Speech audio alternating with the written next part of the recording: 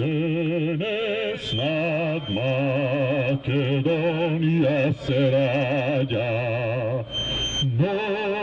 53-ти ден од протестите на граѓанската иницијатива за заедничка Македонија. Традиционално пред владата почнаа протестите. Граѓаните со барање итно повлекување на тиранската платформа и нови избори. Ова е 50 ден не е. Додека до последен човек додека не се раствори, треба да биде нови парламентарни избори. Ќе останеме дури не се реши да има нови избори, регуларни, ненаместени, недоговорени.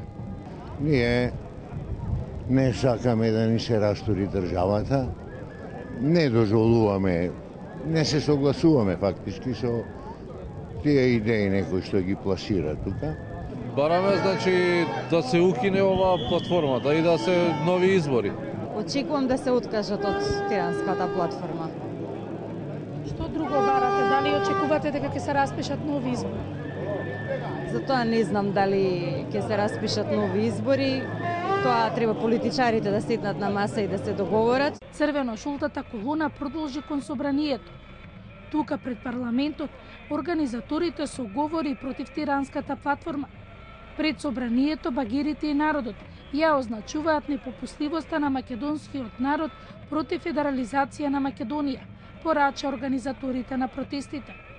На истекот на третата недела од заседавање на Законодавниот дом, повторно не беше избран председател на собранието кој не е отфрлил тиранската платформа. Протести низ Македонија, стари пораки, но со символика дека нема да се откажат за она што издагле уште првиот ден, не за тиранската платформа. Дефинитивно се ќе се заврши со едни нови предвремени парламентарни избори кои би биле распишани заедно со локалните избори, а Македонија ќе се избере влада која што сака.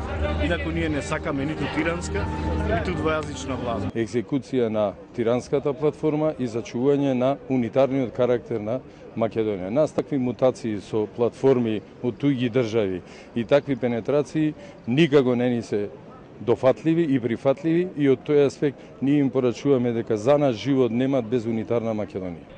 Од граѓанската иницијатива за заедничка Македонија најавија дека протестите ќе продолжат и во наредните денови.